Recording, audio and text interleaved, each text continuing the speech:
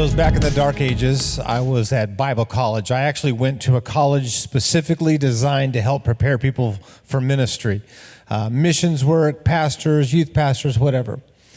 And I'm in a class that's it's a preaching class, and so we all had to work on our own sermon and present it in class in front of our peers. And our professor in this particular class said, what I want to do is I want to give a chance for some constructive kind of criticism, but it's not the word he used. But anyway, what he's saying was I want to give some feedback and some encouragement after everybody speaks. And so we have like every time we got together, somebody would be preaching in that class, and we'd take some time to encourage them. And one of the things he said was, I want it to only be positive things. Now, I'm sitting next to a brand new professor who was attending this class, but he was already teaching other classes. And he and I became friends, and I just said, I want to hear the negative too. I go, what do you think? And he goes, yeah, we kind of need to. So I raised my hand and I said, hey, I've got a question. I preach every weekend in a little church in the country, and the people are so sweet and so nice. No matter how bad I bomb, they always come up and say, great message, Pastor. You know, it's like they're so nice. I get that all the time. I want to know how I can get better. So I need to hear some of the other stuff. And that professor goes, nope, we're only going to hear the encouraging stuff. So I asked my friend, I said, would you tell me on your own? He goes, yeah, I'll tell you. So it's like we all need some help getting to the place where we can be the very best possible version of ourselves. Now, how that information is given makes all the difference in how that information is received. Does that make sense? I mean, people can say the truth, they can say the right thing that we need to hear, but they can do it in the wrong way, and we just don't even pay attention. But when you have somebody who loves you, that's what I thought. I'm in a room full of other guys who were working to be pastors. I know we cared about each other. I knew it was a safe place for them to be able to, speak some things into my life that maybe I needed to hear. I craved that. I wanted that. And I think it's important for us to have people in our life that we give that invitation to say, I need to hear the bad stuff too. It's like, I need to know where I can be better. I need to know when I need to be corrected. I need that in my life. Well, we're talking about that this week in our series, The Love Bank. We're talking about withdrawals and deposits, and a lot of this has to do with communication. A lot of this has to do with the way that we communicate with each other. And I know last week was Mother's Day, but I just found this week about mothers, and it's about communication, so I'm going to throw it in here. They said, my mother taught me about weather when she said, looks as if a tornado swept through your room. My mother taught me about hypocrisy when she said, if I've told you once, I've told you 1,000,000 times. Never exaggerate. My mother taught me about the circle of life when she said, I brought you into this world. I can take you out. My mother taught me about envy when she said, now this is my favorite one. You have to pay attention. She taught me about envy when she said, there are millions of less fortunate children who don't have parents like yours. She taught me about envy, meaning I wish I was one of those other kids, right? Yeah, so I know that was not an easy one to get. You had to read it and just absorb that one for a minute, and I got to do that, and you didn't. Well, here we are, withdrawals and deposits. One of the things that we're going to say this week in particular with our title, critic or critique. A critic really is the kind of a person that makes a withdrawal in the relationship. They just point out the flaws. A critique is somebody who can point out some of those flaws in a loving way to help us get to be the person we need to be. We maybe want to be. We just need some help getting there. And while these things apply to all kinds of relationships, from marriage to friendship, we can't underestimate how the trickle-down effect hits and affects our kids. It's big. It's big. These withdrawals and these deposits make a huge difference in their life. Dr. Kyle Pruitt of the Yale University's Child Studies Center, so you know he's smart, and hopefully he knows what he's talking about. But this came out of a book called Faith-Shaped Kids. It's just a little paperback book. I love this book. But he says this, we're potentially raising overly aggressive children who react to situations with intimidation and bullying instead of cooperation and understanding. Children who won't be able to tolerate frustrations, wait their turn, or respect the needs of others. Now, I don't know how long ago he wrote that, honestly, but I think we're there. As a generation, I think we struggle with literally having a conversation with somebody in a respectful, kind, loving way, even when we disagree. I don't know about you, but if you watched politics at all in 2020, you saw very few people capable of having a loving conversation with somebody they didn't agree with. And all they do is just get louder. They say the same thing over and over. They just get louder and louder and louder. I don't care what side you're on. We need to show people that there's a better way. And typically what we do in order to get people to kind of bend to our will, and whether it's our spouse or whether it's our kids or even whether it's a group of friends, is we do that with power and bullying and manipulation. But interestingly, that's kind of what is going on in Ephesians chapter 4. It's just the manipulation thing could happen. But he says in verse 15, Ephesians 4:15, listen to this. Instead of ridicule, manipulation, getting people all caught up in false teaching, all those things, instead of taking someone down the wrong way, here it is. Instead, speaking the truth in love. That's the part I want you to absorb right there. Speaking the truth in love, we will grow to become in every respect the mature body of him who is the head, that is Christ. I love reading familiar verses in other translations. Here's the same passage in verse 15 from the Message. It says it this way: God wants us to grow up, to know the whole truth and tell it in love, like Christ in everything. Just think about some of the conversations Jesus had with people who were very different from him. The other people in the culture, in the religious circles, wouldn't even talk to because they were sinners. But the respect and the love lifted those people into a new way of life. He didn't ridicule. He didn't criticize. He literally was able to help bring them to a better place. I think a big part of this, I'm going to give you a handful of practical things to do for this, but I'm just going to give you some background first. I think a big part of this is really the word understanding. So our relational homework last week, if you did it, it was just to listen. It was like one word, listen. And the point was to listen to the people in our life so that we can understand them better, so we know what makes them tick, so we know what makes them happy, what makes them sad, what brings them joy, what brings, maybe anger to the surface. We want to understand. So we need to quit talking and just listen to them. But the goal of that whole exercise is understanding the people that God's placed in our life. Some of you know, because back in the day, you used to read a thing called the newspaper. Now we just read news on our phone, if we look at news at all, right? Well, there's an Ann Landers column. You remember that one? Some of you, just show me your hands. So I'm not alone. Okay, everybody over 50. All right. So we know who Ann Landers is, but she had a column. People would write in and she would respond to it. One particular one was shared in something I was reading. I want to read part of this.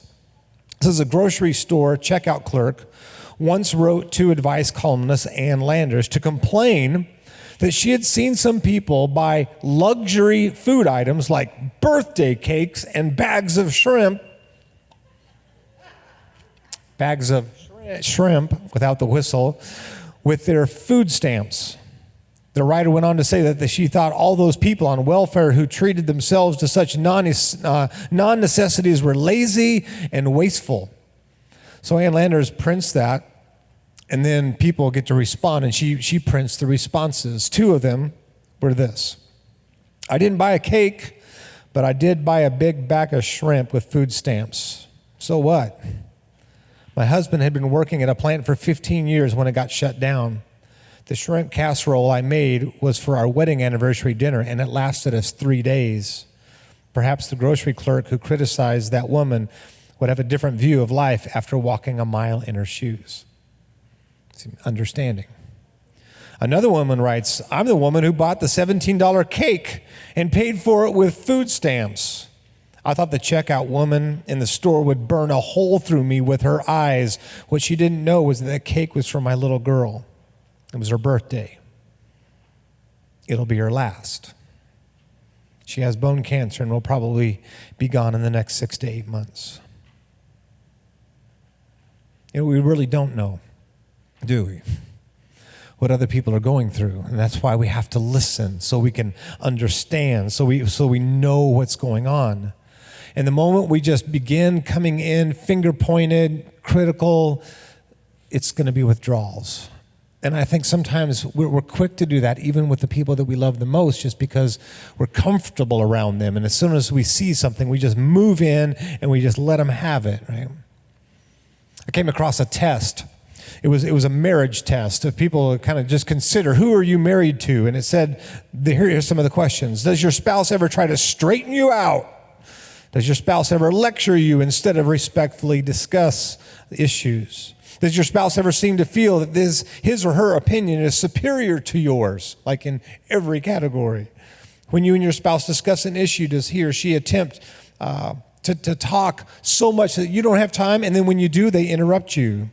Are you afraid to discuss your point of view with your spouse? Does your spouse ever ridicule your point of view? I mean, this task kind of goes on and on, but you can kind of see what's going on. Somebody in this relationship, in this kind of relationship, is literally coming in and just kind of bulldozing the other people in that family.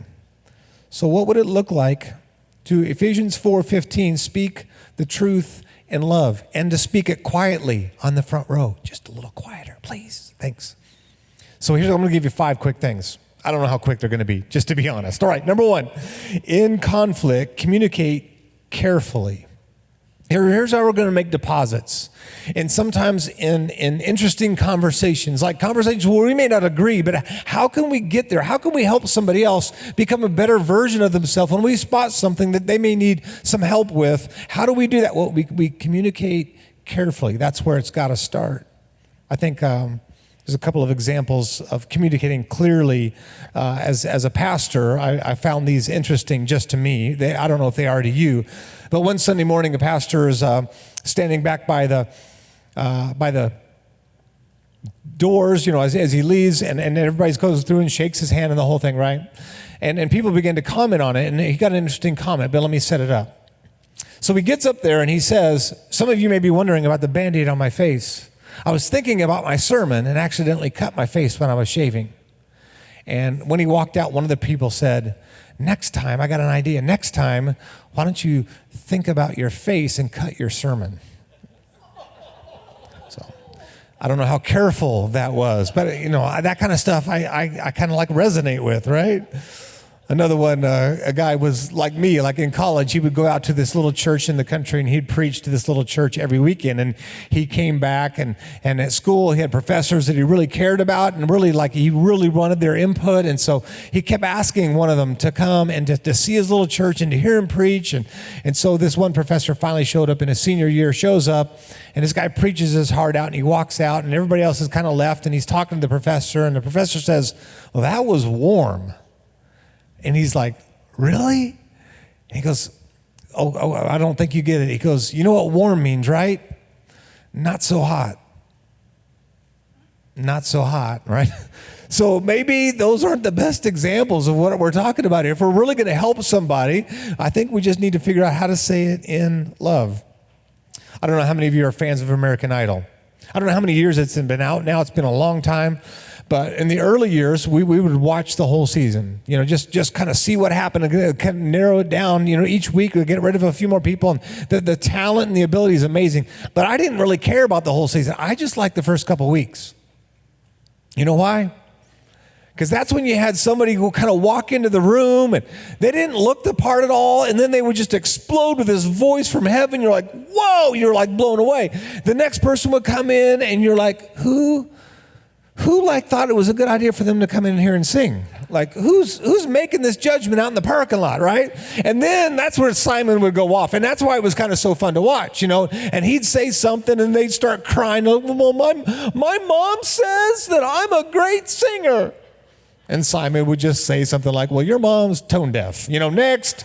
And so he was being the critic, right? He was being the critic, but at the same time, the deeper they got into it, you could see when he would begin to critique. You know the difference? Like the critic just says, well, your mom's tone deaf too, and you stink. But the critique would be like, you know what, you've got potential. I see what you can do, and I'm gonna give you some help and some coaching. You could see that along the way too. There's 2 different ways to approach this, and those 2 ways really are the choice of a withdrawal or a deposit in our love bank in this relationship. In Ephesians 4:29, we read it last week. I'm going to bring it up again because I think it gives us both. Do not let any unwholesome talk come out of your mouths, but only what is helpful for building others up according to their needs, that it may benefit those who listen. Again, same verse out of the Message says, watch the way you talk. Let nothing foul or dirty come out of your mouth. Say only what helps, each word a gift. And so if we could take that idea of communicating clearly even further, I would say it this way for number 2, use words that heal. So we're not just being careful, but we're actually choosing the words that we use. These are words that heal. So the idea, again, critique or critic, maybe is best summed up with this picture that I heard a long time ago. Both people use a knife, a mugger and a surgeon. Both are going to cut, but both have very different purposes. One cuts to hurt, the other cuts to heal.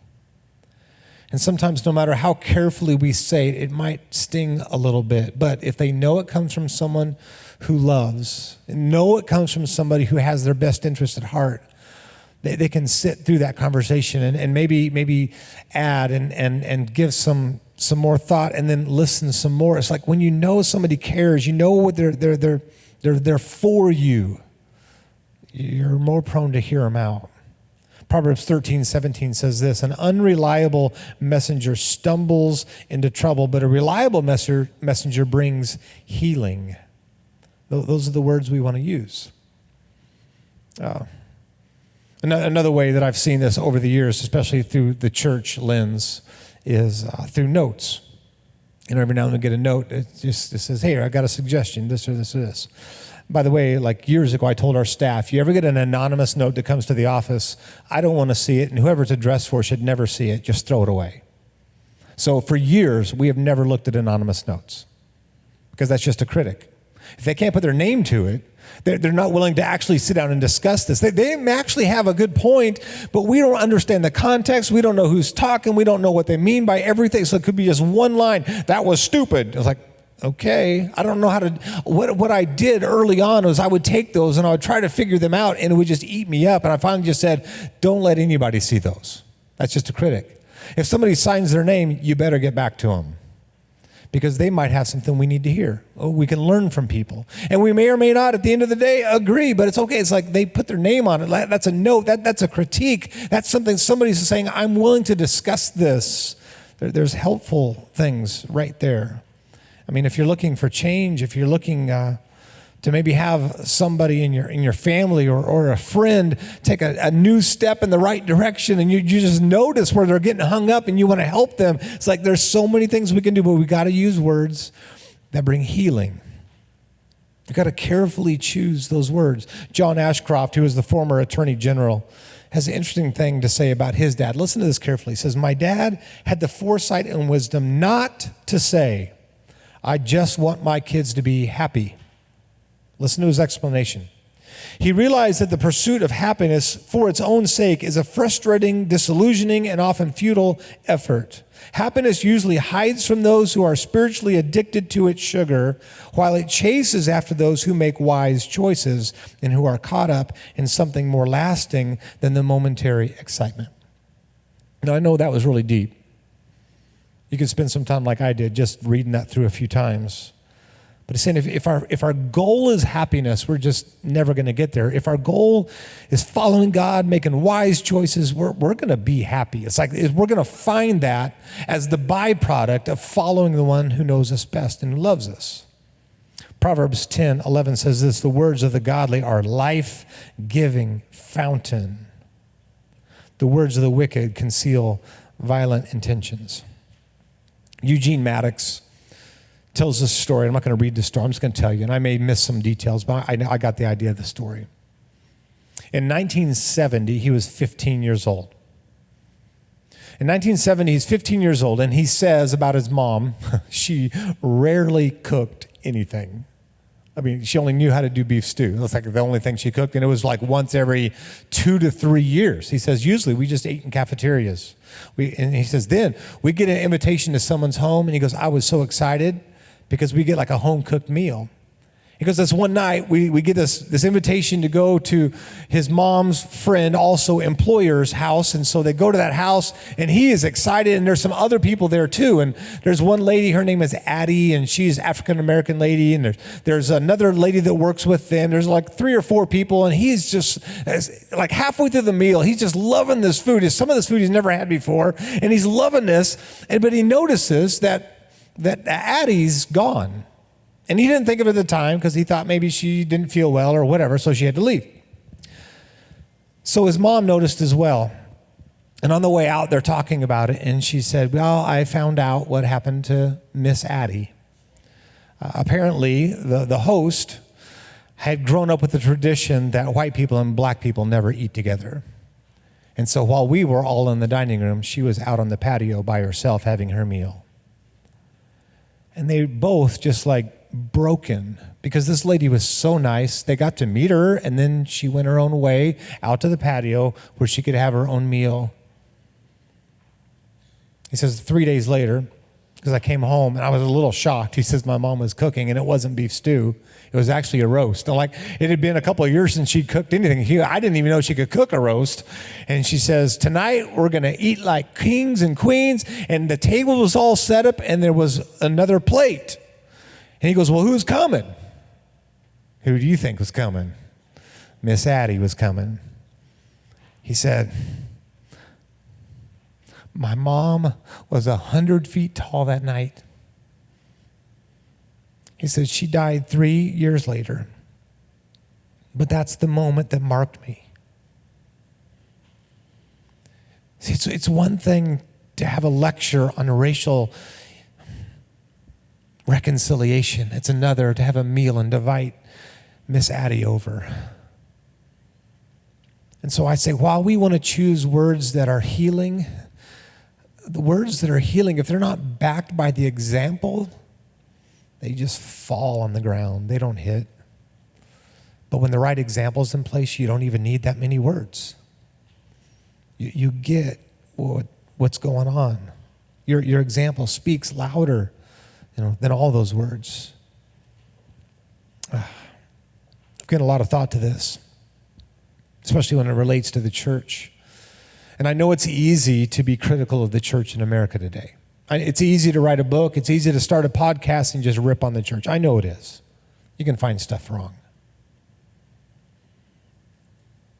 But what we need are people who are willing to roll up their sleeves and get to work. See, it's true in a family. It's so easy in the family to point out everything that's wrong with everybody else because you're so close to each other. That's nobody needs somebody just pointing out what's wrong. That's the critic. Who needs that? But we might need the critique. We might need that loving, helpful example and those healing words that go along with it to help us get where we need to be. And number 3, I want to give our opinion a test run. I'm going to explain this. But I want to communicate clearly, and I want to use healing words, but I want to use and then make sure that my opinion just has kind of a test run. I openly admit that there have been things in my life I had a strong opinion on at one point, but through life and age and experience, I was going to say maturity, but some of you know me, so that's not happening. But through life and age and experience, I've changed some of my opinions on some things. And I think it's okay just to give our opinion a test run. So sometimes we're having this conversation with somebody, or it's a difference of opinion. I think we need to have some grace there because the reality we might need the grace in a few years from now. Right? Proverbs 12:19 says this, truthful words stand the test of time, but lies are soon exposed. It's not that we intended to be a lie. It's just sometimes we're not right. We get more information. We get the facts, and then we find out, there's more information here. That might have changed the way that I would have approached this. But truthful words stand the test of time. There's a little book called Sabbath Time. And Tilden Edwards tells about a family in his book that was taking Sabbath time in a unique way. They literally made a commitment. The kids in their family made a commitment that on Sundays, the day that they were going to, kind of observe the Sabbath, on Sundays, they would never criticize each other. Now, a typical family, probably Monday through Saturday, criticize away. But on Sundays, they said, we just won't do it. We're not going to criticize each other. This kind of experiment thing turned in a few weeks. It turned into a few months. He says the dad noticed that on Sundays, a lot of their friends and a lot of the neighbor kids were at their house. On Sundays, larger and larger the crowd got. It's not that people went around like proclaiming, on Sunday, the Sabbath, we are not going to criticize each other. These other kids just knew that's the place you want to be. How interesting. They gave this commitment like a test run, and they began to see the results. They realized what was going on. Number 4, when all else fails, drop it. Drop it. Okay, so let's say we're having this conversation. Let's say it's with our spouse, or it's with a good friend, or it's with one of our kids. Like somehow we're in the midst of it, and it's like we're not seeing the change, and they're not seeing the change in us. It's not happening. Proverbs 17:28, I think, is like a verse that God gave to me. If you guys want to listen in, you can. Even fools are thought wise when they keep silent. With their mouths shut, they seem intelligent. Sometimes we just need to stop talking and drop it, like let it go. I wish I would have understood this verse earlier in my life. Like this one guy I heard of, he's celebrating 55 years of marriage, but he was in the hospital. And he's just really out of it, but he looks over and he goes, Ethel, is that you? And she says, yes, honey, I'm here. And he goes, man, you were with me after that car accident we were in, and when we lost everything in that fire, you were by my side. And when I went through cancer, you were there. And you're here again. And he reaches out and they hold hands and he says, honey, you're bad luck. Now, that might have been better not to say. You know what I'm talking about? Like, just drop it. Proverbs 17:14, listen to this. Beginning a quarrel is like opening a floodgate. So drop the matter before a dispute breaks out. Now, you're going to have to use some wisdom here. There are certain things that we just sweep under the rug that will come back to bite our relationships later if we don't deal with them. But there are other things that they're just honestly not that big of a deal. And while it may irritate us in a marriage or in a family, it's like, it's not that big of a deal. I'm just going to let it go. So we let it go. So we're able to drop it. Maybe we had the conversation. This is what I would love for you to do because this irritates me. And then they've tried and like that, it's just not going to happen. Love them anyway. Drop it. It's not that big of a deal. Like we have to learn. Like that's the wisdom thing. Learn when to kind of hold them and when to fold them and when to walk. I don't know. Maybe somebody should write a song. Number 5, give someone else a shot. And here's what we mean by that. Listen. We're right back to this idea of listening. Let me give you a couple of verses. Proverbs 18:13 says, spouting off before listening to the facts is both shameful and foolish. Let me put it this way. Spouting off, withdrawal. Listening, deposit. I mean, you want your love bank to kind of increase in value, we're going to listen more and we're just going to blabber less. It's just that simple. James 1:19 says, understand this, my dear brothers and sisters. You must all be quick to listen, slow to speak, and slow to become angry. I mean, and this is all about letting my spouse or my child or my friend explain their point of view. And here's where we're going to take it to a new level this week. So last week, the relational homework was to listen. The purpose was we want to listen to people who are close to us so we can find out what makes them tick, what brings them joy, what maybe makes them sad. We need to listen so that we can understand where they're coming from. This week, I want to take listening to a new level. If you're willing to do it, the relational homework this week is to sit down with somebody that you love and you care about, who you know has your best interest in heart, and ask them this question, and then listen. Here's the question.